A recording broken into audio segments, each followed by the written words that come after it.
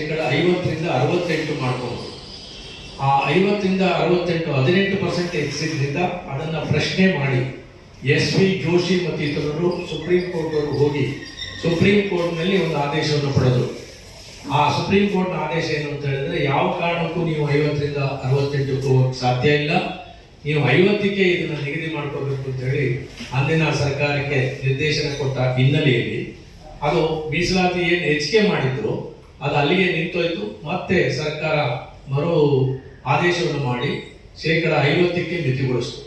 So ಅಲ್ಲಿಂದ ಈಚೆಗೆ ಇಲ್ಲಿವರೆಗೂ ಕೂಡ 50 ಇತ್ತು. ಬಟ್ ಕಳೆದ 2 ವರ್ಷದ ಹಿಂದೆ SC/ST ಪಂಗಡಗಳಿಗೆ ಒಂದು ಹೆಚ್ಚು 6% ಕೊಟ್ಟು ಅದನ್ನ 24 ಮಾಡಿದ್ರು. ಅದರಿಂದ ಈ ಪರ್ಸೆಂಟೇಜ್ 56ಕ್ಕೆ ಹೋಗಿದೆ. ಈ 56ಕ್ಕೆ ಹೆಚ್ಚಿದ್ರಿಂದ ಕರ್ನಾಟಕ ಆಡಳಿತ ನ್ಯಾಯಮಂಡಳಿಯಲ್ಲಿ ಒಬ್ಬ ಯುವಕ ಏನು ಕೆಲಸನ ಇಷ್ಟಪಡ್ತಾ ಇದ್ದ, ಸರ್ಕಾರದಿಂದ ಪಡಿಬೇಕು ಅಂತ ಆಸೆ ಇತ್ತು, ಅವನು ಅರ್ಜಿ ಹಾಕೊಂಡ. ಈ ಮೀಸಲಾತಿ ಹೆಚ್ಚಿದೆ, ಇದು ಸುಪ್ರೀಂ ಕೋರ್ಟ್ ನೀಡಿರ್ತಕ್ಕಂಥ ಆದೇಶದ ಉಲ್ಲಂಘನೆ ಆಗಿದೆ ಅಂತ ಹೇಳಿ. ಸೊ ಅದಕ್ಕೆ ಕರ್ನಾಟಕ ಆಡಳಿತ ನ್ಯಾಯಮಂಡಳಿ ದಿನಾಂಕ 28/5/2025 ನಿರ್ದೇಶನ ಕೊಟ್ಟರು. ಏನು ಅಂತ ಹೇಳಿದ್ರೆ, ಯಾವುದೇ ಕಾರಣದಿಂದ ನೀವು 50ಕ್ಕಿಂತ ಹೆಚ್ಚು ಮೀಸಲಾತಿಯನ್ನು ಮಾಡಲಿಕ್ಕೆ ಸಾಧ್ಯ ಇಲ್ಲ ಅಂತ ಹೇಳಿ ಆದೇಶ ಕೊಟ್ಟಿದ್ದಾರೆ. ಸೊ ಅದು ಕೂಡ ಇವತ್ತಿನ ದಿವಸ ನಮಗೆ ಪೂರಕವಾಗಿದೆ. ಏನು ಸುಪ್ರೀಂ ಕೋರ್ಟ್ ಹೇಳಿದ್ದನ್ನ ಮತ್ತೆ ಪುನರುಚ್ಚರಿಸಿದ್ದಾರೆ. ಇದರ ಮೇಲೆ ಕರ್ನಾಟಕ ಸರ್ಕಾರದವರು ಹೈಕೋರ್ಟ್ ಅಲ್ಲಿ ಅಪೀಲ್ ಹಾಕೊಂಡಿದ್ದಾರೆ. ಆ ಅಪೀಲ್ ಈಗ ಪೆಂಡಿಂಗ್ ಇದೆ. ಅದಲ್ಲದೆ ಏನೋ ಒಂದು ಕಾಯ್ದೆಯನ್ನು ಮಾಡ್ಕೊಂಡಿದ್ರು 2023ರಲ್ಲಿ. ಆ ಕಾಯ್ದೆಯನ್ನು ಕೂಡ ಪ್ರಶ್ನೆ ಮಾಡಿ ಧಾರವಾಡದಲ್ಲೂ ಕೂಡ ಅರ್ಜಿ ಸಲ್ಲಿಸಿದ್ದಾರೆ, ಬೆಂಗಳೂರಿನಲ್ಲೂ ಅರ್ಜಿ ಸಲ್ಲಿಸಿದ್ದಾರೆ. ಇವೆಲ್ಲ ಅರ್ಜಿಗಳು ಈಗ ಹೈಕೋರ್ಟ್ ಮುಂದೆ ಇದೆ. ಹೈಕೋರ್ಟ್ನಲ್ಲಿ ತೀರ್ಮಾನ ಆಗಬೇಕಾಗಿದೆ, ಏನು ಈ ಕೊಟ್ಟಿರ್ತಕ್ಕಂಥದ್ದು ಸರಿಯಾ ತಪ್ಪಾ ಅಂತ. ಬಟ್ ಈ ಹಿನ್ನೆಲೆಯಲ್ಲಿ ನಾವು ಹೇಳೋದಾದ್ರೂ ಇಷ್ಟೇ, ಈಗಾಗಲೇ ಆಡಳಿತ ನ್ಯಾಯಮಂಡಳಿಯವರು 50ಕ್ಕಿಂತ ಹೆಚ್ಚು ಹೋಗಬೇಡಿ ಅಂತ ಹೇಳಿದ ಮೇಲೆ ಸರ್ಕಾರದವರು ಸದ್ಯಕ್ಕೆ ಹೈಕೋರ್ಟಿನ ಆದೇಶ ಬರೋವರೆಗೂ ಇವರು ಕೇವಲ 50%ಗೆ ಮಿತಿಗೊಳಿಸಿ, SC/STಗಳಿಗೆ 18%ಗೆ ಮಿತಿಗೊಳಿಸಿ, ಈ ಒಳ ಮೀಸಲಾತಿಯನ್ನು ಕೂಡ 18%ಗೆ ವರ್ಗೀಕರಣ ಮಾಡಬೇಕು, ಅದನ್ನ 24%ಗೆ ಮಾಡಿಕೊಡುವುದು ಅಂತ ಹೇಳಿ ಈ ಒಂದು ನಮ್ಮ ಒಂದು ಪತ್ರಿಕಾಗೋಷ್ಠಿಯ ಮುಖ್ಯ ಉದ್ದೇಶ. ಅದಕ್ಕೋಸ್ಕರ ಸರ್ಕಾರಕ್ಕೆ ನಾವು ಈ ಸಂಬಂಧ ಇವತ್ತು ಮನವಿಯನ್ನು ಸಲ್ಲಿಸ್ತೇವೆ. ತಾವು ಪತ್ರಿಕಾ ಮಾಧ್ಯಮದಲ್ಲಿ ಈ ವಿಚಾರವನ್ನು ಅವರ ಗಮನಕ್ಕೆ ತರಬೇಕು. ನಾಳೆ ಏನು ಅವರು ಕ್ಯಾಬಿನೆಟ್ ಅಲ್ಲಿ ತೀರ್ಮಾನ ತಗೊಳ್ಳೋಕೆ ಹೋಗ್ತಾರೆ, ಅವರು ಇದನ್ನ ಗಮನಿಸಬೇಕು. ಎಲ್ಲ ಕ್ಯಾಬಿನೆಟ್ ಸಚಿವರು ಕೂಡ ಹೌದಾ ಇಂಥದ್ದೊಂದು ಆಡಳಿತ ಮಂಡಳಿ ಆದೇಶ ಇದೆಯಾ, ಸೊ ಈ ಹಿನ್ನೆಲೆಯಲ್ಲಿ ನಾವು ಇದನ್ನ ಇತಿಮಿತಿಗೊಳಿಸಿ 18ಕ್ಕೆ ಅವರು ಒಂದು ಹಿಂದೆ ಇರ್ತಕ್ಕಂಥ ಪ್ರಾತಿನಿಧ್ಯನ ಪರಿಗಣಿಸಿಕೊಂಡು ಒಳ ಮೀಸಲಾತಿಯನ್ನು ಕೊಡ್ಲಿ, ನಮ್ದೇನು ತಪ್ಪೇನಿಲ್ಲ. ಅದು ಅವ್ರು ಯಾರಿಗೆ ಕೊಡ್ತಾರೆ ಅದು ನಮ್ಮದು ಕನ್ಸರ್ನ್ ಅಲ್ಲ. ನಮ್ದು ಇಷ್ಟೇನೆ, ಯಾವ ಕಾಲಕ್ಕೂ 50 ಮೇಲೆ ಹೋಗೋದು ಬೇಡ. ಯಾಕೆ ಅಂತ ಹೇಳಿದ್ರೆ, ಇವರು ಒಂದು ಭಾಗ ಮುಂದುವರೆದು ಹೋದ್ರು ಕೂಡ ಇವತ್ತು ಹೈಕೋರ್ಟಲ್ಲಿ ಒಂದು ಪಕ್ಷ ಸರ್ಕಾರದ ಪರವಾಗಿ ಆದೇಶ ಆದರೂ ಮುಂದಿನ ದಿನಗಳಲ್ಲಿ ಸುಪ್ರೀಂ ಕೋರ್ಟ್ ಅಲ್ಲಿ ಆ ಆದೇಶನ ಸುಪ್ರೀಂ ಕೋರ್ಟ್ ಅಂಡು ಮಾಡುತ್ತೆ. ಅಂಡು ಮಾಡಿದಾಗ ಮತ್ತೊಂದು ಸಾರಿ 56ರಿಂದ ಅದು 50ಕ್ಕೆ ಇಳಿಯುತ್ತೆ. ಸೊ ಹಾಗಾಗಿ ಇದು ಕೋರ್ಟಿಗೆ ಹೋಗಿ ಅದಕ್ಕೋಸ್ಕರ ಹೋರಾಟ ಮಾಡ್ತಕ್ಕಂಥ ಒಂದು ಶಕ್ತಿನೂ ಕೂಡ ಬಹಳಷ್ಟು ಜನಕ್ಕೆ ಇರೋದಿಲ್ಲ. ಕಾರಣಾಂತರದಿಂದ ಸುಪ್ರೀಂ ಕೋರ್ಟ್ ಮಟ್ಟದಲ್ಲಿ ಹೋಗಿ ಹೋರಾಟ ಮಾಡಬೇಕು ಅಂದ್ರೆ ಎಲ್ರಿಗೂ ಗೊತ್ತಿರುವಂಥ ವಿಚಾರ. ಅದಕ್ಕೆ ಸಾಮಾನ್ಯ ಜನರಿಗೆ ಇದು ತೊಂದರೆ ಆಗುತ್ತೆ.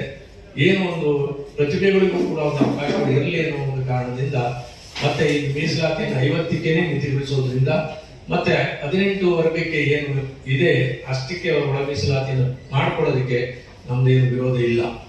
ಇಷ್ಟು ಹೇಳಿ ನಾವು ಕೂಡ ನಾಳೆ ಸಚಿವ ಸಂಪುಟದಲ್ಲಿ ಬರ್ತಕ್ಕಂಥ ವಿಷಯದಲ್ಲಿ ಈ ಗಮನವನ್ನು ಅವರು ಹರಿಸಬೇಕು, ಇದ್ರ ಬಗ್ಗೆ ಗಮನ ಹರಿಸಿ ತೀರ್ಮಾನ ಕೈಗೊಳ್ಳಬೇಕು ಅಂತ ಹೇಳಿ ಮನವಿ ಮಾಡ್ತೀವಿ.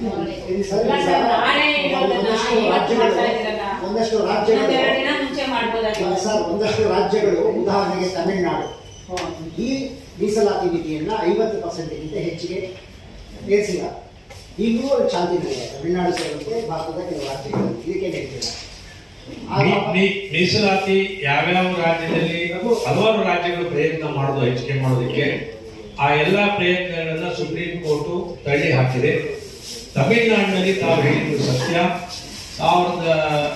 1990ರ ನಮ್ಮ ಜಯಲಲಿತಾ ಸರ್ಕಾರದ ಸಮಯದಲ್ಲಿ ಮೀಸಲಾತಿಯನ್ನು 50ರಿಂದ 69% ಮಾಡಿದ್ರು. ಆ 69% ಮಾಡಿದ ಅಷ್ಟೇ ಅಲ್ಲ, ಅವರು 9th ಶೆಡ್ಯೂಲ್ ಸಂವಿಧಾನದ 9th ಶೆಡ್ಯೂಲ್ಗೆ ಅದನ್ನು ಹಾಕೋದು. ಸಂವಿಧಾನದ 9th ಶೆಡ್ಯೂಲ್ ಅಲ್ಲಿ ಏನು ನಾವು ವಿಷಯಗಳನ್ನ ತರ್ತೇವೆ ಅಂತ ವಿಷಯಗಳು ಯಾವುದೇ ಕೋರ್ಟ್ ಮುಂದೆ ಚರ್ಚೆ ಮಾಡಕ್ಕೆ ಅವಕಾಶ ಇರೋದಿಲ್ಲ ಅಂತಕ್ಕಂಥದ್ದು ನಮ್ಮ ಸಂವಿಧಾನದ ಒಂದು ನಿಯಮಗಳನ್ನು ಮಾಡಿದ್ದಾರೆ. ಆದರೆ ಆ ಒಂದು 69% ಹೆಚ್ಚು ಮಾಡಿರೋದು ಕೂಡ IR ಕೊಯ್ಲು ಅಂತ ಹೇಳಿ ಒಬ್ಬ ತಮಿಳುನಾಡಿನ ಪ್ರಜೆ ಪಬ್ಲಿಕ್ ಇಂಟ್ರೆಸ್ಟ್ ಲಿಟಿಗೇಷನ್ ಹಾಕಿದ್ರು. ಆ ಪಬ್ಲಿಕ್ ಇಂಟ್ರೆಸ್ಟ್ ಲಿಟಿಗೇಷನ್ ಅವರು ಸುಪ್ರೀಂ ಕೋರ್ಟ್ವರೆಗೂ ಹೋಯಿತು. ಸುಪ್ರೀಂ ಕೋರ್ಟ್ ನಲ್ಲಿ 2017ರಲ್ಲಿ IR ಕೊಯ್ಲು ಕೇಸ್ ಬಗ್ಗೆ 7 ಜನ ನ್ಯಾಯಾಧೀಶರು ಕೂತ್ಕೊಂಡು ಹೇಳಿದ್ರು, ಈವನ್ ಯಾವುದು ಬೇಸಿಕ್ ಸ್ಟ್ರಕ್ಚರ್ಗೆ ವೈಲೇಟ್ ಆಗುತ್ತೆ ಅಂತ ವಿಚಾರನ 9th ಶೆಡ್ಯೂಲ್ ಅಲ್ಲಿ ಹಾಕಿದ್ರು ಕೂಡ ಸುಪ್ರೀಂ ಕೋರ್ಟ್ ಅದನ್ನ ಚರ್ಚೆ ಮಾಡಿ ಪರಿಶೀಲಿಸಿ ಆದೇಶ ಕೊಡೋದಕ್ಕೆ ಅವಕಾಶ ಇದೆ ಅನ್ನೋ ತೀರ್ಮಾನವನ್ನ 2007ರಲ್ಲಿ ಕೊಟ್ಟರು. ಅದಾದ್ಮೇಲೆ ಅವ್ರು ಏನ್ ಹೇಳಿದ್ರು, ಈ 69% ಮೀಸಲಾತಿ ಏನಿದೆ ಇದ್ರ ಬಗ್ಗೆ ಮತ್ತೊಮ್ಮೆ ತಮಿಳುನಾಡು ಸರ್ಕಾರ ಪರಿಶೀಲಿಸಿ ಮತ್ತೆ ಅದರ ಅವಶ್ಯಕತೆ ಇದೆ ಇಲ್ಲ ಅನ್ನೋದನ್ನ ತಿಳಿಸ್ಬೇಕಾಗತ್ತೆ ಅಂತ ಹೇಳಿ ಆದೇಶ ಮಾಡಿದ್ರು. ಅದು ಬಹುಶಃ ದುರ್ದೈವ ಅಂತ ಹೇಳಿದ್ರೆ ಆ ಯಾರು ಕೇಸ್ ಹಾಕಿದ್ನಲ್ಲ ಆ ಮನುಷ್ಯ 2007ಕ್ಕೆ ನಿಧನರಾಗಿದ್ರು. ಸೊ ಅವರ ಆಬ್ಸೆನ್ಸ್ ಅಲ್ಲಿ ಆ ತೀರ್ಮಾನ ಆಗಿತ್ತು. ಅದನ್ನ ಮುಂದುವರಿಸಲಿಕ್ಕೆ ಆ ತಮಿಳುನಾಡು ಸರ್ಕಾರದಲ್ಲಿ ಯಾರೂ ಹೋಗಿಲ್ಲ. ಹಾಗಾಗಿ ಅದನ್ನ ಇನ್ನೂ ನಡೀತಾ ಇದೆ. ಬಟ್ ಆ ಕೇಸು ಜೀವಂತವಾಗಿದೆ. ಯಾವಾಗ ಬೇಕಾದ್ರೂ ಯಾರು ಬೇಕಾದ್ರೂ ಪಬ್ಲಿಕ್ ಇಂಟ್ರೆಸ್ಟ್ ಲಿಟಿಗೇಷನ್ ಆಗಿ ಕ್ವಶನ್ ಮಾಡಿದ್ರೆ ಅದು ನಿಲ್ಲುತ್ತೆ. ಸ್ಟಾಲಿನ್ ಮಾಡಿದ್ರಲ್ಲ, ಸ್ಟಾಲಿನ್ ಅವರು ಮೀಸಲಾತಿ ಬಗ್ಗೆ ಸ್ಟಾಲಿನ್ ಸರ್ಕಾರದಲ್ಲಿ ಮತ್ತೆ ಏನೋ ಒಂದಷ್ಟು ಮೆಟ್ಲ ಮಳೆ ದಾಟ್ ಹೊರಗಿದೆ. ಈಗ ಅದು ಈ ವ್ಯಾಪ್ತಿಗೆ ಬರುತ್ತಾ ಇತ್ತು, ಅದು ಹೇಗೆ ಅದರ ಸ್ಟೇಟಸ್? ಸರ್, ಎಲ್ಲೂ ಕೂಡ 50ಕ್ಕಿಂತ ಹೆಚ್ಚಾಗಿರ್ತಕ್ಕಂಥ ಎಲ್ಲ ರಾಜ್ಯದಲ್ಲಿ ಪ್ರಯತ್ನ ಮಾಡ್ತಲೇ ಇದ್ದಾರೆ, ಮಾಡಿದ್ದಾರೆ ಅಂತ ಎಲ್ಲ ಮೊಕದ್ದಮೆಗಳು ಇವತ್ತು ಸುಪ್ರೀಂ ಕೋರ್ಟ್ ಮಟ್ಟದಲ್ಲಿದ್ದಾವೆ. ಕೆಲವು ಸುಪ್ರೀಂ ಕೋರ್ಟ್ ಅಲ್ಲಿ ಈಗಾಗಲೇ ಫಾರ್ ಎಕ್ಸಾಂಪಲ್ ಮಹಾರಾಷ್ಟ್ರದವರು ಮಾಡಿದ್ರು, ಅದನ್ನು ಕೂಡ ಹೊಡೆದಾಕಿದ್ರು. ರಾಜಸ್ಥಾನದಲ್ಲಿ ಜಾಟ್ ರಿಸರ್ವೇಶನ್ ಕೊಟ್ಟರು, ಅದನ್ನು ಹೊಡೆದಾಕಿದ್ರು. ಮಹಾರಾಷ್ಟ್ರದ ಮರಾಠ ರಿಸರ್ವೇಶನ್ ಕೊಟ್ಟರು, ಅದನ್ನು ಹೊಡೆದಾಕಿದ್ರು. ಸೊ ಪಂಜಾಬ್ನಲ್ಲಿಯೂ ಕೂಡ ಇವತ್ತು ಮಿತಿಗೊಳಿಸಿದ್ದಾರೆ. ಇನ್ನು ಕೆಲವು ರಾಜ್ಯಗಳಲ್ಲಿ ಹೆಚ್ಚಿಗೆ ಮಾಡಿರೋದಕ್ಕೆ ಸ್ಟೇ ಕೊಟ್ಟಿದ್ದಾರೆ. ಸೊ ಎಲ್ಲವೂ ನಡೀತಾ ಇದೆ. ಈಗ ಏನಾದರೂ 50ರಿಂದ 60, 70, 80 ಅಂತ ಹೇಳಿ ಹೋಗೋದಾದ್ರೆ ಪ್ರತಿಯೊಂದು ರಾಜ್ಯದಲ್ಲೂ ಕೂಡ ಹೆಚ್ಚಿಸ್ಲಿಕ್ಕೆ ತಯಾರಿದ್ದಾರೆ. ಯಾಕೆಂದ್ರೆ ಎಲ್ಲರೂ ಕೂಡ ಅವರವರ ಜಾತಿಗೆ ಅನುಗುಣವಾಗಿ ಕೊಡಬೇಕು ಅಂತ ಹೇಳುತ್ತೆ. ಬಟ್ ಸುಪ್ರೀಂ ಕೋರ್ಟ್ ಅಲ್ಲಿ ಜಾತಿಗೆ ಪಾಪ್ಯುಲೇಷನ್ ಮೇಲೆ ನೀವು ಮೀಸಲಾತಿ ಕೊಡೋದಿಲ್ಲ. ಅವ್ರದ್ದೇ ಆದಂತ ಒಂದು ಅಡೆಕ್ವೇಟ್ ರೆಪ್ರೆಸೆಂಟೇಷನ್ ಅಂತ ಒಂದು ಟರ್ಮಿನಾಲಜಿನ ಅಡೆಕ್ವೇಟ್ ರೆಪ್ರೆಸೆಂಟೇಷನ್ಗೆ ತಕ್ಕಂತೆ, ಅಂದ್ರೆ ಆ ರಾಜ್ಯದ ಇಚ್ಛೆ ಪಟ್ಟಂಗೆ ಮೀಸಲಾತಿ ಅಂತಕ್ಕಂಥದ್ದು ಫಂಡಮೆಂಟಲ್ ರೈಟ್ ಅಲ್ಲ, ಕಾನ್ಸ್ಟಿಟ್ಯೂಷನ್ ಅಲ್ಲಿ ಹಕ್ಕಿಲ್ಲ. ಆದ್ರೆ ಆ ರಾಜ್ಯದ ಜನತೆಗೆ ಅನುಕೂಲ ಮಾಡ್ತಕ್ಕಂಥ ತೀರ್ಮಾನವನ್ನು ಆ ಸರ್ಕಾರ ತಗೊಳ್ಳಿಕ್ಕೆ ಅವಕಾಶನ ಮಾಡಿಕೊಟ್ಟಿದ್ದಾರೆ. ಅದನ್ನ ಎನೇಬ್ಲಿಂಗ್ ಪ್ರಾವಿಷನ್ ಅಂತ ಕರೀತಾರೆ. ಈ ಎನೇಬ್ಲಿಂಗ್ ಪ್ರಾವಿಷನ್ ಒಳಗಡೆ ಈಗ ಸದ್ಯಕ್ಕೆ ತಮಿಳುನಾಡು ಒಂದೇ ಉಳಿದಿರೋದು, ಇನ್ಯಾವುದೂ ಕೂಡ ಅದಕ್ಕೆ ಅವಕಾಶ ಆಗಿಲ್ಲ. ನಮ್ಮ ಇದು ಏನು ಅಂತ ಹೇಳಿದ್ರೆ ಇಲ್ಲಿಯೂ ಕೂಡ ಈಗ 56 ಆಗಿದೆ. ಈ ಜನಗಣತಿ ಆದ್ಮೇಲೆ ಅದು 70ಕ್ಕೆ ಹೋಗುತ್ತೋ 80ಕ್ಕೆ ಹೋಗುತ್ತೋ ಗೊತ್ತಿಲ್ಲ ನಮಗೆ. ಬಟ್ ಮುಂದಿನ ದಿನಗಳಲ್ಲಿ ಹಾಗೆ ಹೋಯ್ತು ಅಂತ ಹೇಳಿದ್ರೆ ಇವೆಲ್ಲವೂ ಕೂಡ ತಿರ್ಗಾ ಮತ್ತೆ ಕೇಸ್ಗಳು ಕೋರ್ಟ್ ನಲ್ಲಿ ವ್ಯಾಜ್ಯ ನಡೀತವೆ. ತೀರ್ಮಾನ ಯಾವಾಗ ಆಗುತ್ತೆ ಅಂತ ನಮ್ಗೆ ಗೊತ್ತಿಲ್ಲ. ಬಟ್ ಸದ್ಯಕ್ಕೆ ಇರೋ ಪರಿಸ್ಥಿತಿನಲ್ಲಿ ನಾವು ಹೇಳೋದೇನಂದ್ರೆ ಇದನ್ನ 50ಕ್ಕೆ ಮಿತಿಗೊಳಿಸಿ. ಯಾಕೆಂದ್ರೆ ಇದಾಗಲೇ 92ರಲ್ಲಿ ವೀರಪ್ಪ ಮೊಯ್ಲಿ ಸರ್ಕಾರದಲ್ಲೇ ಇಂಥ ಒಂದು ಪ್ರಯತ್ನ ಮಾಡಿ ಅವತ್ತು ಕೂಡ ಸುಪ್ರೀಂ ಕೋರ್ಟ್ ವರೆಗೂ ಆ ಮ್ಯಾಟರ್ ಹೋಗಿ ಸುಪ್ರೀಂ ಕೋರ್ಟ್ ಅವಾಗಲೇ ಡೈರೆಕ್ಷನ್ ಕೊಟ್ಟಿದೆ, not to proceed further more than 50% ಹೋಗ್ಬೇಕು ಅಂತೇಳಿ. ಸೊ ಈ ಹಿನ್ನೆಲೆಯಲ್ಲಿ ನಾವು ಸರ್ಕಾರಕ್ಕೆ ಕೇಳ್ಕೊತೀವಿ. ಇಲ್ಲ ಸರ್ಕಾರ ನಾವು ಮುಂದುವರಿಸ್ತೀವಿ ಅಂತ ಹೇಳಿದ್ರೆ ನಾವೇನು ಮುಂದಿನ ಹೋರಾಟ ಯಾವ ರೀತಿ ಮಾಡ್ಬೇಕು ಅನ್ನೋದ್ರ ಬಗ್ಗೆ ನಾವು ಸಂಘಟನಾ ಸಮಿತಿಯಲ್ಲಿ ತೀರ್ಮಾನ ತೆಗೆದುಕೊಳ್ಳಿ. ಓಟ್ಗೋಸ್ಕರ ಹೋದ್ರೆ 100% ಕೊಟ್ಬಿಡ್ತಾರೆ ಸರ್. ಈಗ ಓಟ್ ಅಷ್ಟೇ ಬೇಕಾಗಿರ್ತದೆ ಅಲ್ಲ, ತಾವು ಹೇಳೋದು ಸತ್ಯವಾದ ಮಾತು, ಸತ್ಯ ಸಂಗತಿ ಇಡೀ ಜನತೆಗೆ ಗೊತ್ತಿದೆ, ನಾನು ನೀವು ಹೇಳುವಂಥದ್ದಲ್ಲ. ಆದರೆ ನಾನು ಒಂದು ಪ್ರಶ್ನೆ ಕೇಳ್ತೀನಿ, ಏನಂತ ಹೇಳಿದ್ರೆ ಎಲ್ಲವನ್ನೂ ನಾವು ಮೀಸಲಾತಿನಲ್ಲೇ ಕೊಟ್ಬಿಟ್ಟು ಅನ್ಕೊಳ್ಳಿ, ಹಾಗಾದ್ರೆ ನಮ್ಗೆ ಯಾರು ಮೆರಿಟ್ನವ್ರು ನಮ್ಮ ರಾಜ್ಯದಲ್ಲಿ ದೇಶದಲ್ಲಿ ಬೇಡವಾ? ಇವತ್ತು ಈಗಾಗಲೇ ನಮ್ಗೆಲ್ಲ ಗೊತ್ತಿರೋಂಗೆ ಈಗಾಗಲೇ 30 ವರ್ಷದಲ್ಲೇ ಮಾತಾಡ್ತಿದ್ದು ಏನಂದ್ರೆ ಬುದ್ಧಿವಂತ ಜನಾಂಗ ಎಲ್ಲ ಬ್ರೈನ್ ಟ್ರೈನ್ ಆಗ್ತಾವೆ. ಎಲ್ಲರೂ ಕೂಡ ಯಾರು ಇಲ್ಲಿ ಸರ್ಕಾರದಲ್ಲಿ ಅವಕಾಶಗಳು ಸಿಗೋಲ್ಲ ಅಂತವರೆಲ್ಲ ಅಮೆರಿಕ ಹೋಗ್ತಾರೆ, ಹೋಗಿ ಇವತ್ತು ಅಮೆರಿಕಾದಲ್ಲಿ ನೀವು ತಗೊಂಡಾಗ ಅಮೆರಿಕಾದಲ್ಲಿ ಇರ್ತಕ್ಕಂಥ ದೊಡ್ಡ ದೊಡ್ಡ ಕಂಪ್ನಿನಲ್ಲಿ ಇರೋ ಯಾರಪ್ಪ ಉದ್ಯೋಗಿಗಳು ಅಂತಂದ್ರೆ ನಮ್ಮ ರಾಜ್ಯದವರು ಅಥವಾ ನಮ್ಮ ದೇಶದವರು. ಸೊ ಅದರಿಂದ ಅವರುಗಳು ಅಲ್ಲಿ ಹೋಗಿ ಆ ದೇಶನ ಉದ್ಧಾರ ಮಾಡಕ್ ಹೋಗ್ತಾ ಇದ್ದಾರೆ. ಅವರೆಲ್ಲ ಓದಿದ್ದು ಯಾರ್ದು? ನಮ್ಮ ಟ್ಯಾಕ್ಸ್ ಪೇಯರ್ಸ್ ಮನೆಯಿಂದ, ನಮ್ಮ ರಾಜ್ಯದ ಟ್ಯಾಕ್ಸ್ ಪೇಯರ್ಸ್ ಗಳು ಕೊಟ್ಟಿದ್ದ ದುಡ್ಡಿನಲ್ಲಿ ಶಾಲೆಗಳನ್ನ ಸರ್ಕಾರ ಓಪನ್ ಮಾಡಿ ಅಲ್ಲಿ ಓದಕ್ಕೆ ಅವಕಾಶ ಕೊಟ್ಟು ಬಹಳಷ್ಟು ಜನ ಸರ್ಕಾರಿ ಶಾಲೆಗಳಲ್ಲಿ ಓದಿರೋರು ಕೂಡ ಇವತ್ತು ವಿದೇಶದಲ್ಲಿದ್ದಾರೆ. ಸೊ ಇಲ್ಲಿ ಅವ್ರಿಗೆ ಅವಕಾಶ ಸಿಗಲಿಲ್ಲ ಅಂತ ಅಲ್ಲಿ ಹೋದ್ಮೇಲೆ ಚೆನ್ನಾಗಿ ಸಂಬಳ ತಗೊಳ್ತಾ ಇದ್ರೆ ಅನುಕೂಲವಾಗಿದ್ದಾರೆ. ಆದ್ರೆ 40% ಟ್ಯಾಕ್ಸ್ ಅನ್ನ ಆ ಒಂದು ದೇಶಕ್ಕೆ ಕೊಡ್ತಾ ಇದ್ದಾರೆ. 40% ಟ್ಯಾಕ್ಸ್ ದುಡ್ಡಿದ್ರೊಳಗೆ ₹100 ₹40 ಟ್ಯಾಕ್ಸ್ ಕಟ್ತಾರೆ. ಸಪೋಸ್ ಅಂತ ಅವಕಾಶ ನಾವೇ ಕೊಟ್ಟು ಅದೇ ₹40 ನಮಗ್ ಬಂದಿದ್ರೆ ಇವತ್ತೇನು ಭಾರತ 3ನೇ ಸ್ಥಾನದ 5ನೇ ಸ್ಥಾನದಲ್ಲಿ ಇದ್ದೀವಿ, 3ಕ್ಕೆ ಹೋಗ್ತೀವಿ ಅಂತೀವಿ. ನಾವು ಸೂಪರ್ ಪವರ್ ಆಗಿ 1ಕ್ಕೆ ಹೋಗ್ಬೋದು. ಸೊ ಅದಕ್ಕೆ ನಾನು ಹೇಳೋದೇನಂದ್ರೆ ಇರ್ಲಿ, ಮೀಸಲಾತಿ ಬೇಕಾಗುತ್ತೆ. ಎಲ್ಲೋ ಒಂದು ಕಡೆ ಡೌನ್ ಟ್ರಾಡನ್ ಅಂತ ಇರ್ತಾರೆ, ಬಹಳ ತಳಮಟ್ಟದಲ್ಲಿ ಇರ್ತಾರೆ, ಅಂತವ್ರನ್ನ ಮೇಲೆ ಎತ್ತಬೇಕಾಗುತ್ತೆ, ಅವ್ರಿಗೆ ಅವಕಾಶ ಕೊಡಬೇಕಾಗುತ್ತೆ. But at the same time ಪ್ರತಿಭೆಗಳನ್ನು ಕೂಡ ಇರಬೇಕು. ಹೇಗೆ ಒಂದು ಎತ್ತಿನ ಗಾಡಿನಲ್ಲಿ 2 ಎತ್ತಿರುತ್ತೆ, ಆ 2 ಎತ್ತಲ್ಲಿ ಎರಡೂ ಒಂದೇ ತರ ಇರಲ್ಲ. ಒಂದು ಸ್ಟ್ರಾಂಗ್ ಇರುತ್ತೆ, ಸ್ವಲ್ಪ ಮುಂದಕ್ಕೆ ಕೆರ್ಕೊಂಡು ಹೋಗುತ್ತೆ, ಇನ್ನೊಂದು ವೀಕ್ ಇರೋದು ಅದ್ರ ಜೊತೆ ನೊಗಲ್ ಕಟ್ಕೊಂಡು ಹೋಗ್ತಾ ಇರ್ತದೆ. ಹಂಗೆ ಪ್ರತಿಭೆಗಳು ಅನ್ನೋದು ಇಲ್ಲದೆ ಹೋದ್ರೆ ದೇಶ ಮುಂದುವರಿಯಕ್ಕೆ ಸಾಧ್ಯ ಇಲ್ಲ. ಆ ಒಂದು ಹಿನ್ನೆಲೆಯಲ್ಲಿ ಪ್ರತಿಭೆಗಳು ಇರಬೇಕು. ಹಾಗಂತ 100% ಮೀಸಲಾತಿ ಮಾಡೋದ್ರಿಂದ ಅರ್ಥ ಇಲ್ಲ. ಒಂದು ಪಕ್ಷ ಮಾಡೇ ಬಿಡ್ತೀವಿ ಅಂತ ತಿಳ್ಕೊಳ್ಳಿ, ಎಲ್ಲರೂ ಕೂಡ ಎಲ್ಲಾ ಜಾತಿಗಳು ಅರ್ಧ ಹಂಚ್ಬಿಡ್ತೀವಿ ಅಂದ್ಕೊಳ್ಳಿ, ಆವಾಗ ಜಾತಿನಲ್ಲೇ ತಿರುಗ ಒಳಗ್ ಶುರುವಾಗುತ್ತೆ. ಏನಾಗುತ್ತೆ, 1% ಯಾವುದೋ ಒಂದು ಗುಂಪಿನವರು ಅವರಿಗೆ ಆಮೇಲೆ ಈ ಒಳ ಮೀಸಲಾತಿ ಶುರುವಾಗುತ್ತೆ. ಏನಾಗುತ್ತೆ, ಗ್ರಾಮಾಂತರದ ಪಾಪ ನಗರದಲ್ಲಿರೋರಿಗೆ ಕಾಂಪೀಟ್ ಮಾಡಕ್ಕಾಗಲ್ಲ. ಯಾವುದೋ ಒಬ್ಬ ವ್ಯಕ್ತಿ ಬ್ರಾಹ್ಮಣ, ಹಳ್ಳಿನಲ್ಲಿರೋ ಬ್ರಾಹ್ಮಣನಿಗೂ ಬೆಂಗಳೂರಲ್ಲಿರೋ ಬ್ರಾಹ್ಮಣನಿಗೂ ವ್ಯತ್ಯಾಸ ಇರುತ್ತೆ. ಆ ಬ್ರಾಹ್ಮಣರಿಗೆ ಏನಾದ್ರು ನೀವು ಒಂದು 5% ಮೀಸಲಾತಿ ಕೊಟ್ರೆ ಆ 5% ಬರೀ ಬೆಂಗಳೂರಿನಲ್ಲಿರೋರಿಗೆ ಹೋಗುತ್ತೆ ಹೊರತು ಆ ಹಳ್ಳಿನಲ್ಲಿರೋ ಬ್ರಾಹ್ಮಣನಿಗೂ ಹೋಗಲ್ಲ. ಸೊ ಅವಾಗ ತಿರುಗಿ ಏನಾಗುತ್ತೆ, ಹಳ್ಳಿಯವರಿಗೆ ಬೇರೆ ಕೊಡ್ಬೇಕು, ಆಮೇಲೆ ನಗರದಲ್ಲಿರೋರಿಗೆ ಬೇರೆ ಕೊಡ್ಬೇಕು, ಹೆಂಗಸರಿಗೆ ಬೇರೆ ಕೊಡ್ಬೇಕು, ಗಂಡಸರಿಗೆ ಬೇರೆ ಕೊಡ್ಬೇಕು. ಸೊ ಅಲ್ಲಿಗೆ ಎಲ್ಲ ಮೀಸಲಾತಿನಲ್ಲಿ ಆರ್ಗಂಟಲ್ ಮೀಸಲಾತಿ, ವರ್ಟಿಕಲ್ ರಿಸರ್ವೇಶನ್ ಬಂದು ಮುಂದೇನಾಗುತ್ತೆ ಈ ದೇಶ ಅನ್ನೋದು ನಾವು ಊಹಿಸ್ಕೊಳ್ಬೇಕು. ಸರ್, ಅಂಬೇಡ್ಕರ್ ಮಾಡಿದಾಗ್ಲೇನೆ ಇಷ್ಟು ವರ್ಷ ಅಂತ ಲಿಮಿಟ್ ಮಾಡಿದ್ರು ಆಗ್ಲೇನೆ. ಅದನ್ನ ಮೀರಿ 50ರಷ್ಟು ಹೊಟ್ಟೋಯ್ತು, 5 ಪಟ್ಟು 6 ಪಟ್ಟು ಹೊಟ್ಟೋಗಿದೆ. ಹೀಗೆ ಹೋದ್ರೆ ಎಂಡಿ.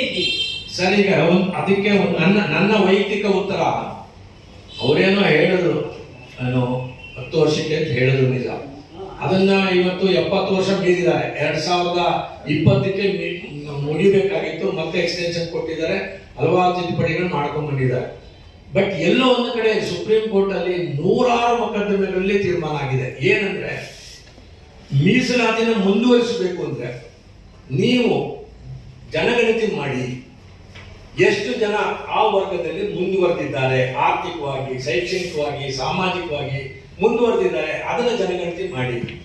ಈಗ ನಮ್ಮಲ್ಲೇ ತಗೊಳ್ಳಿ, ಮೀಸಲಾತಿ ಪಡೆದರು ಎಷ್ಟೋ ಜನ ಮೀಸಲಾತಿ ಅವ್ರು ಪಡ್ಕೊಂಡ್ರು, ಅವ್ರ ಮಕ್ಕಳು ಕೊಟ್ರು, ಅವ್ರ ಮೊಮ್ಮಕ್ಕಳು ಕೊಟ್ರು, ಅವ್ರ ಮರಿ ಮಕ್ಕಳಿಗೆ ಕೊಡ್ತಾವೆ. ಅದೇ ಅವ್ರ ಮನೆ ಅಣ್ತಮ್ಮ ಅವ್ರ ಊರಲ್ಲಿ ಹಳ್ಳಿನಲ್ಲಿ ಇದ್ದವನು ಅವ್ನ ಮೀಸಲಾತಿಗೆ ಒಂದು ದತ್ತಲೇ ಅವ್ರಿಗೆ. ಸೊ ಇದು ಒಂದು ಸಾರಿ ನಾನ್ ಪಡ್ಕೊಂಡಾದ್ಮೇಲೆ ನನಗೆ ಮತ್ತೆ ನನ್ನ ಮಕ್ಕಳಿಗೆ ಮೊಮ್ಮಕ್ಕಳಿಗೆ ಮೀಸಲಾತಿ ಕೊಡಬಾರ್ದು. ನಾನು ಹಿಂದುಳಿದ ವರ್ಗದವೇ ಇರ್ಬೋದು, ಆದ್ರೆ ಅದನ್ನು ನನಗೆ ಕೊಡಬಾರ್ದು. ಯಾರಿಗೆ ಕೊಡ್ಬೇಕು? ನಮ್ಮ ಪಕ್ಕದ ಮನೆಯಲ್ಲಿ ಇದ್ದಾನೋ, ಇನ್ನೋ ಗುಡ್ಸಲ್ಲಿ ಇದ್ದಾನೋ, ಹೆಂಚಿನ ಮನೆಯಲ್ಲಿ ಇದ್ದಾನೋ ಅವನಿಗೆ ಎಕ್ಸ್ಟೆಂಡ್ ಮಾಡಿ. ಅದಕ್ಕೆ ಅದನ್ನ ಕ್ರೀಮಿ ಲೇಯರ್ ಅಂತ ಹೇಳಿ ಹೇಳ್ತಾರೆ. ಅಂತ ಕ್ರೀಮಿ ಲೇಯರ್ನ ನೀವು ಅಡಾಪ್ಟ್ ಮಾಡಿ ಅಂತ ಸುಪ್ರೀಂ ಕೋರ್ಟ್ ಸುಮಾರು ಸಲ ಹೇಳಿದೆ. ಅದೀಗ OBC ಇದೆ, ಬ್ಯಾಕ್ವರ್ಡ್ ಕ್ಲಾಸ್ಗೆ ಕ್ರೀಮಿ ಲೇಯರ್ ಕಾನ್ಸೆಪ್ಟ್ ಇದೆ. ಬಟ್ SC/ST ಇನ್ನೂ ತಂದಿಲ್ಲ. OBC ಇದೆಯಾ? ಹೌದು. ಈಗೆಲ್ಲ ನಮಗೆ 8 ಲಕ್ಷ ರೂಪಾಯಿ ಆಧಾರ ಇರ್ತಕ್ಕಂಥ ಯಾವುದೇ ಹಿಂದುಳಿದ ವರ್ಗ ಅವನ ಮಕ್ಕಳಿಗೆ ಅವನು ರಿಸರ್ವೇಶನ್ ಕ್ಲೈಮ್ ಮಾಡಂಗಿಲ್ಲ. ಅದೇ ತರ ಅವ್ರಿಗೂ ಮಾಡಿದ್ರೆ ಬಹುಶಃ 70 ವರ್ಷದವರೆಗೂ ಮೀಸಲಾತಿ ಅವಶ್ಯಕತೆ ಇರಲಿಲ್ಲ. ಒಂದು 20 ವರ್ಷದಲ್ಲೇನೆ ಇದೆಲ್ಲ ಪ್ರತಿಯೊಬ್ಬರು ಕೂಡ ಆ ಒಂದು ಆರ್ಥಿಕವಾಗಿ, ಶೈಕ್ಷಣಿಕವಾಗಿ ಮುಂದುವರೆದ್ಬಿಡು. ಇದನ್ನ ಮಾಡಬೇಕು. ಎಲ್ಲೋ ಒಂದು ಕಡೆ ಸರ್ಕಾರದಲ್ಲಿ ದಿಟ್ಟ ನಿರ್ಧಾರಗಳನ್ನು ತಗೊಂಡಾಗ ಮಾತ್ರ ಆಗುತ್ತೆ. ಇಲ್ಲದೆ ಹೋದ್ರೆ ಇನ್ನೂ 100 ವರ್ಷ ಮೀಸಲಾತಿ ಮುಂದುವರಿಸಿದ್ರು ಕೂಡ ಬಹುಶಃ ಸಿಗೋರಿಗೆ ಸಿಗುತ್ತೆ ಹೊರತು ಸಿಗದಲೇ ಇರೋ ಅಲ್ಲೇ ಇರ್ತಾರೆ. ಶೆಡ್ಯೂಲ್ 9 ನ ಪ್ರಶ್ನೆ ಮಾಡಿದಂಥವ್ರು ತೀರೋದ್ರು ಅಂತ ಹೇಳಿದ್ದೀರಾ, ಹಾಗಾಗಿ ಹಿನ್ನಡೆ ಆಗಿದೆ ಅಂತ ನೀವು ಇಂಪ್ಲೀಡ್ ಆಗ್ಬೋದಲ್ಲ. ಅಹಿಂಸಾ ಅಂತ ಸಂಘಟನೆಗಳು ಅದೇ ಕೇಸಲ್ಲಿ ಮುಂದುವರ್ಸ್ಕೊಂಡು ಹೋಗ್ಬೋದಲ್ಲ ಸರ್. ಅದು ಒರಿಜಿನಲ್ ಕೇಸು ಫ್ರಮ್ ತಮಿಳ್ನಾಡು. ಅವರು ಕೊಯ್ಲೋ ಇದ್ದಾಗಲೇ ನಾವೇನಾದ್ರೂ ಇಂಪ್ಲೀಡ್ ಆಗಿದ್ದೀವಿ, ಅವನು ಸತ್ತೋದ್ರು ಕೂಡ ಇನ್ನೊಬ್ಬ ಇಂಪ್ಲೀಡ್ ಆಗಿರೋ ಅಪ್ಲಿಕೇಶನ್ ಅಲ್ಲಿ ಮುಂದುವರ್ಸ್ಬೋದು. ಈಗ ನಾವೇನಾದ್ರು ಹಾಕ್ಬೇಕಂದ್ರೆ ಹೊಸದಾಗಿ ಹಾಕ್ಬೇಕು ಅಂದ್ರೆ ಅದು ತಮಿಳ್ನಾಡು ಪ್ರಜೆನೇ ಹಾಕ್ಬೇಕು ಹೊರತು ಕರ್ನಾಟಕದಿಂದ ಹೋಗ್ಬಿಟ್ಟು ಆ ಕೇಸನ್ನ ಹಾಕಿರ್ತಾರೆ. ಸರ್, ಈಗ SC STಗಳ ಮೀಸಲಾತಿ ಪ್ರಮಾಣವನ್ನು ಜಾಸ್ತಿ ಮಾಡಿದ್ದಾರೆ ಅಂತ ಹೇಳಿದ್ದಾರೆ. ಸ್ಟೇಟ್ ಗೌರ್ಮೆಂಟ್ ಜಾಸ್ತಿ ಮಾಡಿದೆ, ಆದರೆ ಕೇಂದ್ರ ಸರ್ಕಾರ ಇನ್ನೂ ಒಪ್ಕೊಂಡಿಲ್ಲ, ಅದು ಶೆಡ್ಯೂಲ್ 9ಗೂ ಹೋಗಿಲ್ಲ. ಅದು ಹೇಗೆ ಇಲ್ಲ, ಶೆಡ್ಯೂಲ್ 9 ಹೋಗ್ಬೇಕಂತ ಇವ್ರು ಕೇಳ್ತಾರೆ. ಕೇಂದ್ರ ಸರ್ಕಾರದಲ್ಲಿ ಅದು ತೀರ್ಮಾನ ಆಗಿಲ್ಲ. ನಂಬರ್ 1. ನಂಬರ್ 2, ಇವ್ರೇನ್ 24% ಮಾಡಿದಾರಲ್ಲ, ಇದು ಸಲ ಈ ರಾಜ್ಯಕ್ಕೆ ಸಂಬಂಧಪಟ್ಟಿದ ವಿಷಯ. ಅದನ್ನ ಕೇಂದ್ರ ಸರ್ಕಾರ nothing to do with that, ಅವ್ರೇನು ಮಾಡ್ಲಿಕ್ಕೆ ಬರೋದಿಲ್ಲ. ಬಟ್ ಇವರು 9 ಶೆಡ್ಯೂಲ್ ಅಲ್ಲಿ ಹಾಕಿ ಅಂತ ಯಾಕೆ ಹೇಳ್ತಾರೆ ಅಂದ್ರೆ, ಯಾರು ಅದನ್ನ ಕ್ವಶನ್ ಮಾಡಬಾರ್ದು ಅನ್ನೋದಕ್ಕೋಸ್ಕರ ಇವ್ರು ಕೇಳ್ತಾರೆ. ಆದ್ರೆ ಈಗ 9 ಶೆಡ್ಯೂಲ್ ಅಲ್ಲಿ ಹಾಕಿರೋದನ್ನು ಕೂಡ ಕ್ವಶನ್ ಮಾಡಬಹುದು ಅಂತ 7 ನ್ಯಾಯಾಧೀಶರು ತೀರ್ಮಾನ ಕೊಟ್ಟಿರೋದ್ರಿಂದ, ಈಗ ನಾಳೆ 9 ಶೆಡ್ಯೂಲ್ ತಗೊಂಡು ಹೋದ್ರು ಕೂಡ ಯಾರೋ ಒಬ್ರು ಕರ್ನಾಟಕದವರು ಪಬ್ಲಿಕ್ ಇಂಟ್ರೆಸ್ಟ್ ಲಿಟಿಗೇಷನ್ ಹಾಕ್ತಾರೆ, ಕ್ವಶನ್ ಮಾಡ್ತಾರೆ, ಆ 7 ನ್ಯಾಯಾಧೀಶರು ಕೊಟ್ಟಿರೋ ತೀರ್ಪನ್ನು ರೆಫರ್ ಮಾಡ್ತಾರೆ. 24% ಹೇರಿದೆಯಲ್ಲ, ರಾಜ್ಯ ಸರ್ಕಾರದ ಉದ್ಯೋಗಗಳಲ್ಲಿ ಆ ಮೀಸಲಾತಿ ಜಾರಿಗೆ ಬಂದಿದೆಯಾ? ಅದನ್ನೇ ಉದ್ಯೋಗಗಳಿಗೆ ಜಾರಿ ಬಂದಿದ್ದಕ್ಕೆ ಈಗ KIT ನಲ್ಲಿ ಅರ್ಜಿ ಸಲ್ಲಿಸಿದ್ದಕ್ಕೆ ಆ ಒಂದು ಉದ್ಯೋಗ ನೇಮಕಾತಿ ಪ್ರಕ್ರಿಯೆಗೆ KIT ಸ್ಟಾಪ್ ಮಾಡಿದ್ದಾರೆ, ಸ್ಟೇ ಕೊಟ್ಟಿದೆ. ಸ್ಟೇ ಅಲ್ಲ, ನಿಲ್ಲಿಸಿದ್ದಾರೆ, ಜಾರಿನಲ್ಲಿಲ್ಲ. ಜಾರಿನಲ್ಲಿ ಭೀಷ್ಮ ಇದ್ದಾಗ ಸಾಕಷ್ಟು 30-37 ವರ್ಷಗಳ ಕಾಲ ಸತತವಾಗಿ ಅವರು ಅದರಲ್ಲಿ ಹೋರಾಟ ಮಾಡ್ಕೊಂಡು ಬಂದಿದ್ದಾರೆ. ನಾವು ಅವ್ರ ಜೊತೆಲಿ ಹಳೆಯ ಜೊತೆ ಗೆಳೆಯನ ತರ ಇದ್ದೀವಿ. ಆದ್ರೆ ಪೊಲೀಸ್ ಇಲಾಖೆಯಲ್ಲಿ ನಿಮ್ಗೆ ಗೊತ್ತಿದೆ, ಇವತ್ತು ನಾವು ಸಬ್ ಇನ್ಸ್ಪೆಕ್ಟರ್ ಆಗಿ ಡೈರೆಕ್ಟ್ ರಿಕ್ರೂಟ್ ಆಗಿದ್ರೆ ಅಥವಾ ಕಲ್ಯಾಣ ಕರ್ನಾಟಕನೋ ಬೇರೆ ಈ ಒಂದು ವರ್ಗಗಳಿಂದನೋ ಆಗಿದ್ರೆ ಒಬ್ಬ ಕಾನ್ಸ್ಟೇಬಲ್, ಅವನು ಸಬ್ ಇನ್ಸ್ಪೆಕ್ಟರ್ ಆವತ್ತಿಂದಾನೆ ಕಾನ್ಸ್ಟೇಬಲ್ಗೆ ಸಲ್ಯೂಟ್ ಹೊಡೆಯೋದನ್ನ ಕಲಿಬೇಕೇನೋ ಅನಿಸ್ತದೆ ನನಗೆ. ಯಾಕೆಂದ್ರೆ ಮುಂದಿನ ದಿನಗಳಲ್ಲಿ ಅವನು ಇವ್ರನ್ನ ಓವರ್ಟೇಕ್ ಮಾಡೋದು ಸತ್ಯ. ಈ ಪ್ರಕಾರವಾಗಿ ಪೊಲೀಸಲ್ಲಿ ಇದೆ. 1 ನಿಮಿಷ ನೀವು ಯೋಚನೆ ಮಾಡಿ, 2 ಸ್ಟಾರ್ ಹಾಕೊಂಡಿರ್ತಾನೆ ಅವನ ಮೇಲೆ 3 ಸ್ಟಾರ್ ಹಾಕೊಂಡು ನಿಂತ್ಕೊಂಡ ಮೇಲೆ ಸಲ್ಯೂಟ್ ಹೊಡೆದ್ರೆ ಯಾವ ರೀತಿ ಇರುತ್ತೆ ಅಡ್ಮಿನಿಸ್ಟ್ರೇಷನ್ ಅಂತ. ಯಾವಾಗಲೂ ಅಡ್ಮಿನಿಸ್ಟ್ರೇಷನ್ ಅಲ್ಲಿ ಮೇಲಧಿಕಾರಿ, ಈಗ ನಾನು ಕೆಳಗಡೆಯಿಂದಾನೆ ಹೋಗಿರ್ಬೋದು, ನನ್ನ ಸೀನಿಯರ್ನ ಓವರ್ಟೇಕ್ ಮಾಡಿರ್ಬೋದು, ಆ ಒಂದು junior, so-called junior was real senior, ತಪ್ಪು ಮಾಡ್ದ ಅಂತ ಇಟ್ಕೊಳ್ಳಿ. ಅವರನ್ನು ಯಾವ ರೀತಿ ಇವ್ರು ತಿದ್ದುತ್ತಾರೆ ಅಥವಾ ಕರೆಕ್ಟ್ ಮಾಡ್ತಾರೆ, ಅವ್ರನ್ನ ದಂಡಿಸ್ತಾರೆ. ದಂಡಿಸ್ಬೇಕಾದ್ರೆ ಬರವಣಿಗೆ ಬೇಕಲ್ಲ, ಜ್ಞಾನ ಬೇಕಲ್ಲ, ಎಕ್ಸ್ಪೀರಿಯನ್ಸ್ ಬೇಕಲ್ಲ, ಅಥವಾ ಸಬ್ಜೆಕ್ಟ್ ಮೇಲೆ ಅಥಾರಿಟಿ ಬೇಕಲ್ಲ, ಇದು ಬಹಳ ಮುಖ್ಯ. ಹಂಗಾಗಿ ದೇವೈಡೆ ಆಡಳಿತ ಕುಸಿತಾ ಇದೆ. ಜೊತೆಗೆ ಇವತ್ತು ನೀವು ಮಾತು ಕೇಳ್ತಾ ಇದ್ದೀರಾ, ಹಾರಿಜಾಂಟಲ್ ರಿಕ್ರೂಟ್ಮೆಂಟ್ ಆಗಬೇಕು, ಬೇರೆ ಎಕ್ಸ್ಪರ್ಟ್ ಕಡೆಯಿಂದ ಬೇರೆ ಇಲಾಖೆಗಳಿಗೆ ಅವ್ರನ್ನ ತಗೊಳ್ಬೇಕು ಹಾಗೆ ಅಂತ. ಆ ಪರಿಸ್ಥಿತಿ ಯಾಕೆ ಉಂಟಾಗಿದೆ ಇವತ್ತು? ನೀವು ಯಾವುದೇ ಇಲಾಖೆ ತಗೊಳ್ಳಿ, ಯಾವ್ದಾದ್ರು ಒಂದು ಗಂಭೀರ ವಿಷಯ ಬಂದ್ರೆ ಯಾರನ್ನಾದ್ರೂ ಹೋಗಿ ಕೈ ಕಾಲು ಹಿಡಿದು ಅವ್ರು ವರದಿ ತಯಾರಿ ಮಾಡಿ ಆಮೇಲೆ ಅವರು ಬಚಾವ್ ಆಗೋದು ನೋಡ್ತಾ ಇದ್ದಾರೆ. ಅದೇ ಇಲಾಖೆಯಲ್ಲಿ ಇರುವವರು ನಾನು ಮಾಡ್ತೀನಿ ಈ ಕೆಲಸ ಅಂತ ಹೇಳಿ ಧೈರ್ಯವಾಗಿ ಮಾಡಿದ್ದು ನನಗೆ ಇತ್ತೀಚೆಗೆ, ಸಾರಿ ಟು ಸೇ, ಇತ್ತೀಚೆಗೆ ಬಹಳನೇ ಕಡಿಮೆ ಆಗ್ತಾ ಇದೆ. ಇದೆಲ್ಲ ಆಗಿದ್ದು ಈ ವಿಪರೀತ ರಿಸರ್ವೇಶನ್ ಮೇಲೆ ಒತ್ತಡ ತಂದು ಅಲ್ಲಿ ಇಲ್ಲಿ ರಿಸರ್ವೇಶನ್ ತಂದಿದ್ದರಿಂದನೇ ಇದು ಅಷ್ಟೊಂದು ಆಡಳಿತದಲ್ಲಿ ಒಂದು ವೀಕ್ನೆಸ್ ಅಥವಾ ಕುಂದು ಕಾಣ್ತಾ ಇದೆ. ಮುಂದಿನ ದಿನಗಳಲ್ಲಿ ಗೊತ್ತಿಲ್ಲ ನಮಗೇನಾಗುತ್ತೆ ಏನೋ ಅಂತ ಹೇಳಿ. ಆದ್ರಿಂದ ಒಳ್ಳೆ ರೀತಿಯಲ್ಲಿ ಮೆರಿಟ್ಗೆ ಒಂದಿಷ್ಟು ಪರ್ಸೆಂಟೇಜ್ ಇರಲೇಬೇಕು. 50 ಏನು ಸರ್ಕಾರ ನಮ್ಮ ಸರ್ವೋಚ್ಚ ನ್ಯಾಯಾಲಯ ನಿಗದಿ ಮಾಡಿದೆ, ಅದು ಸಾಕಷ್ಟು ಆಯಾಮಗಳಲ್ಲಿ ನಾವು ನೋಡಿದ್ರು ಕೂಡ ಅದು ಒಂದು ನ್ಯಾಯಬದ್ಧವಾಗಿದೆ ಅಂತ ನಮಗಂತೂ ಅನಿಸ್ತದೆ. ಅದನ್ನು ನಾವು ಟಾಲರೇಟ್ ಮಾಡ್ತೀವಿ. ಆದ್ರೆ 100% ಆಗ್ಬಿಟ್ರೆ ಎಲ್ಲಿಗೆ ಹೋಗ್ತಿದೀವಿ, ನಾವು ಎತ್ತ ಹೋಗ್ತಾ ಇದೀವಿ? ಇವತ್ತು ನಾವು ಅಮೆರಿಕ ಜೊತೆನೋ ಇನ್ನೊಂದ್ರ ಜೊತೆನೋ ಜಗಳ ಮಾಡ್ಕೊಂಡು ಅವ್ರ ಜೊತೆ ಕಾಂಪೀಟ್ ಮಾಡ್ಕೊಂಡು ಮುಂದುವರಿಯಕ್ಕೆ ಆಗತ್ತೇನಾ ಅಂತ ಒಂದು ಪ್ರಶ್ನೆ ಹಾಕೊಂಡ್ರೆ ಸಾಧ್ಯ ಇಲ್ಲ. 2 months ಬ್ಯಾಕ್ ಸೆಂಟ್ರಲ್ ಅಲ್ಲೂ ಕೂಡ ಸೇಮ್ ಇದು, ಯಾಕಂದ್ರೆ ತಂದೆ ಆತರ ಏನಾದ್ರು ರಿಸರ್ವೇಶನ್ ಪಡ್ಕೊಂಡಿದ್ರೆ ಅವ್ರ ಫ್ಯಾಮಿಲಿಗೆ ಇನ್ನೊಂದ್ಸಲ ಇಲ್ಲ ಅನ್ನೋ ತರ ಮಾಡ್ಬೇಕು ಅನ್ನೋದನ್ನೆಲ್ಲ ಬಂದಿದೆ. ಇವಾಗ ಕರ್ನಾಟಕದಲ್ಲಿ ಈ ತರ ಮಾಡ್ತಾರೇನೋ ಅನ್ನೋದನ್ನ ನೀವು ಅಂತ ಇದ್ದೀರಾ. ಬಟ್ ಇಷ್ಟೊತ್ತಿಗೆ ಒಂದು ರಾಜಕೀಯದಲ್ಲಿ ಸರ್ಕಾರದಲ್ಲಿ ಅವ್ರೊಂದು ಪ್ರಿಪೇರ್ ಆಗಿರ್ತಾರಲ್ಲ, ನೀವು ಲೇಟ್ ಮಾಡಿದ್ರೇನೋ ಅಂತ ನನ್ನ ಇಷ್ಟೊತ್ತಿಗೆ ಅಂದ್ರೆ ಈಗಾಗಲೇ ಅವ್ರ ಡಿಸಿಷನ್ ತಗೊಂಡಿದ್ದಾರೆ ಅಂತ ಹೇಳೋದು ಅಂತ ಅಂದ್ಕೊಂಡಿರ್ತೀನಿ ನಾನು. ಯಾಕಂದ್ರೆ ಈ ತರ ಮಾತಾಡ್ಬೇಕು, ಇದನ್ನೇ ಫೈಲ್ ಮಾಡ್ಬೇಕು, ಈ ತರ ಮಾಡ್ಬಿಡ್ಬೇಕು ಅನ್ನೋದೊಂದು ಇರುತ್ತಲ್ವಾ. ಅದಕ್ಕೋಸ್ಕರ ನಾವು ಇವತ್ತು ಸಂಬಂಧ ಬಂದಿರೋದು.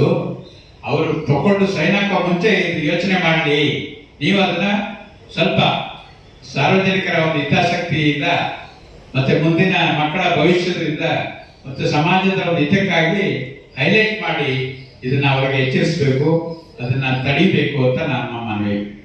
ಅದಕ್ಕೆ ನಾವು ತುರ್ತಾಗಿ ಈ ಸಭೆಯನ್ನ ಕರಿಬೇಕಾಯ್ತು. ನಮ್ಮ ಅಹಿಂಸಾ ಅಧ್ಯಕ್ಷರನ್ನ ಮತ್ತೆ ಎಲ್ಲ ನಮ್ಮ ಸಹಪಾಠಿಗಳನ್ನ ಕರೆದು ಈ ತರ ನಿಮ್ಮ ಮುಂದೆ ಬಂದಿದ್ದೀವಿ.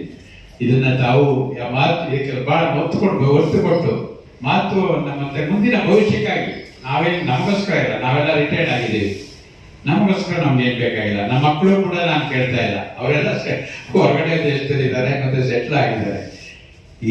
ಆದ್ದರಿಂದ ಇವತ್ತು ನಾಗರಾಜ್ ಅವರು ಈಗ ಒಬ್ಬನೇ ಮಗ, ಅವನ ಅಮೆರಿಕದಲ್ಲಿ ಇದ್ದಾನೆ. ಹಂಗೆ ಕೇಳಿದ್ರೆ ನೀವು ಎಲ್ಲರಿಗೂ ಆಗ್ತಾರೆ. ಹಾಗಾದ್ರೆ ನಾವು ಯಾಕೆ ಬಂದಿದ್ದೀವಿ ಅಂತ ಹೇಳಿದ್ರೆ ಇನ್ನೂ ಇದ್ದಾರೆ, ಆ ತರ ಅವಶ್ಯಕತೆ ಇದ್ದಾರೆ, ಅಲ್ಲಿ ತೊಂದರೆ ಆಗ್ಬಾರ್ದು. ನಮ್ಗೆ ಆಗಿಲ್ಲ, ನಮ್ಗೆ ಅಷ್ಟೊಂದು ಇದ್ರ ಪ್ರಭಾವ ಬೀರಿಲ್ಲ. ನಮ್ಮ ಕಾಲದಲ್ಲಿ ಬೀಳ್ತಾ ಇದ್ರೆ ನಾವು ಕೂಡ ವಂಚಿತರಾಗಿದ್ದೀವಿ, ಇಲ್ಲ ಅಂತ ಹೇಳೋದಿಲ್ಲ. ಆದ್ರೆ ಈ ಮಟ್ಟಕ್ಕಿಲ್ಲ. ಆವಾಗ ಸ್ವಲ್ಪ ಶುರು ಆಗ್ತಾ ಇತ್ತು, ಅರಸು ಕಾಲದಿಂದ ಇದು ಶುರುವಾಗಿದ್ದು, ಆವಾಗಿಂದಾನೆ ನಮ್ಗೆ ಒತ್ತಡ ಬಂದಿದೆ. 78 ಇದು ನಡೀತಾನೆ ಇದೆ ಯುದ್ಧ. ಗೊತ್ತಿಲ್ಲ, ಕೊನೆಗಾದ್ರೂ ಒಂದ್ ದಿವಸ ಯಾರಾದ್ರೂ ಬುದ್ಧಿವಂತರು ರಾಜಕೀಯದಲ್ಲಿ ಬಂದು ಈಗೆಲ್ಲ ಬರ್ತಾ ಇದ್ದಾರೆ. ಬಹಳಷ್ಟು ಜನ ಎಲ್ಲ ವರ್ಗಗಳಲ್ಲೂ ರಾಜಕೀಯದಲ್ಲಿ ಬಹಳ ಬುದ್ಧಿವಂತರಿದ್ದಾರೆ, ಅವ್ರಿಗೆ ಎಜುಕೇಶನ್ ಇದೆ, ಜೊತೆಗೆ ಜ್ಞಾನ ಕೂಡ ಇವತ್ತಿನ ಸಮಾಜದ ಬಗ್ಗೆ ಬಹಳ ಕಳಕಳಿ ಇದೆ. ಯಾರೇ ಹೆಚ್ಚಿಲ್ಲ, ಯಾರು ಕಡಿಮೆ ಇಲ್ಲ. ಸಮಾಜದಲ್ಲಿ ನಮ್ಮ ಸಂವಿಧಾನದಲ್ಲಿ ಹೇಳಿದಾಗೆ ಏನು ನಮ್ಮ 3ನೇ ಅಧ್ಯಾಯ ಇದೆ ಸಂವಿಧಾನದಲ್ಲಿ, ಅದರಂತೆ 4ನೇ ಅಧ್ಯಾಯನೂ ಕೂಡ ಇದೆ. 3 ಕಾನೂನು ರೀತಿ ಹೋರಾಟ ಮಾಡಬಹುದು, ಆದ್ರೆ 4ನೇ ಅಧ್ಯಾಯದಲ್ಲಿ ಕಾನೂನು ರೀತಿ ಹೋರಾಟ ಮಾಡಕ್ಕಾಗಲ್ಲ. ಅಲ್ಲಿ ಸಾಕಷ್ಟು ಪ್ರಸ್ತಾವನೆಗಳು ಏನಿದಾವೆ ಅಂತ ಹೇಳಿದ್ರೆ, ಸಮಾಜದಲ್ಲಿ ಅಸಮಾನತೆ ಇರಬಾರ್ದು. ಆ ಒಂದು ಸಮತೋಲನ ತರಬೇಕಾದ್ರೆ ಯಾವ ರೀತಿ ತರಬೇಕು, ಇರೋನ ಕಿತ್ತು ಕೊಡೋದಲ್ಲ, ಆ ರೀತಿ ಉತ್ಪನ್ನಗಳನ್ನ, ನ್ಯಾಚುರಲ್ ರಿಸೋರ್ಸಸ್ ಬೇರೆ ಮಾರ್ಗಗಳನ್ನ ಕಂಡುಹಿಡಿದು ಆ ಮಾರ್ಗದಲ್ಲಿ ಅವರನ್ನ ಮೇಲೆ ತರಬೇಕು. ವಿನಃ ಇರೋರಿಗೆ ತೊಂದರೆ ಕೊಟ್ಟು ಅಥವಾ ಯಾವ ಮುಂದುವರೆದ್ಬಿಟ್ಟಿದೆ ತುಂಬಾ ಅವನ್ನ ಕೆಳಗಡೆ ಎಳಿಬೇಕು ಅಂತ ಹೇಳಿ ಆಕಾಶಕ್ಕೆ ಎಳೆಯೋದು ಅಥವಾ ನೇಣಾಕೋದಲ್ಲ, ಈ ತರ ಮಾಡಬಾರ್ದು. ಈ ರೀತಿ ಆ ಒಂದು ವೈಜ್ಞಾನಿಕ ರೀತಿಯಲ್ಲಿ ಈ ರೀತಿಯ ಒಂದು ರಿಸರ್ವೇಶನ್ಸ್ ಮತ್ತೆ ಆ ಒಂದು ಪಾಲಿಸೀಸ್ ತಂದ್ರೆ ನಿಜವಾಗ್ಲೂ ಎಲ್ಲ ಸಮಾಜದವರು ಕೂಡ ಅನುಕೂಲ ಆಗುತ್ತೆ. ಸಮಾಜದ ಸ್ವಾಸ್ಥ್ಯ ಇನ್ನೂ ಬಹಳ ಉತ್ತಮವಾಗುತ್ತೆ ಅಂತ ನಮ್ಮ ಒಂದು ಕಳಕಳಿಯ ಮನವಿ.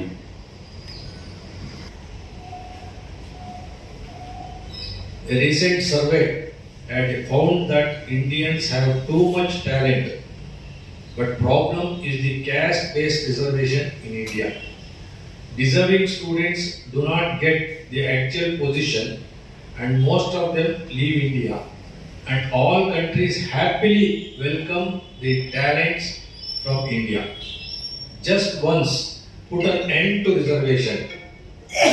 In some years, India will become superpower and world leader. ಇದು ನಾನು ಹೇಳಿದ್ದಲ್ಲ. ಅಲ್ಲ ಸರ್, ನಿಜವಾಗ್ಲೂ